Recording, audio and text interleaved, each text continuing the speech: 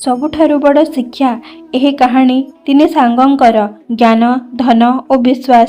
ତିନି ଜଣ ବହୁତ ଭଲ ସାଙ୍ଗ ଥିଲେ। ତିନି ଜଣଙ୍କର ମଧ୍ୟରେ ଭଲ ପାଇବା ମଧ୍ୟ ବହୁତ ଥିଲା।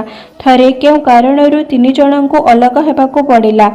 ତିନି ଜଣ ପରସ୍ପରକୁ ପ୍ରଶ୍ନ ପଚାରିଲେ, ଆଜି ଗଲା ପରେ ପୁଣି ଥରେ କେବେ ଓ କେଉଁଠି ଦେଖାହେବା?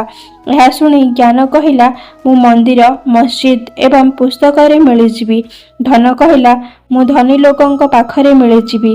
ବିଶ୍ୱାସ ଚୁପ୍ ରହିଲା ଏବଂ କିଛି କହିଲା ନାହିଁ। ସେ ଦୁଇ ସାଙ୍ଗ ତାକୁ ଚୁପ୍ ରହିବାର ପ୍ରଶ୍ନ ପଚାରିଲେ।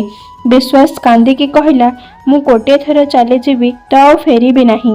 ଏହି କାହାଣୀଟିରୁ ଆମେ ଏହା ଶିଖିବାକୁ ପାଇବା ଯେ ଜ୍ଞାନ ଓ ଧନ ଆମେ ଯେବେ ଚାହିଁବା ପ୍ରାପ୍ତ କରିପାରିବା, କିନ୍ତୁ ବିଶ୍ୱାସ ଏମିତି ଏକ ଜିନିଷ ଯାହା ଥରେ ଭାଙ୍ଗିଗଲେ ଆଉ ଫେରି ପାଇବା ବହୁତ କଷ୍ଟକର ଅଟେ।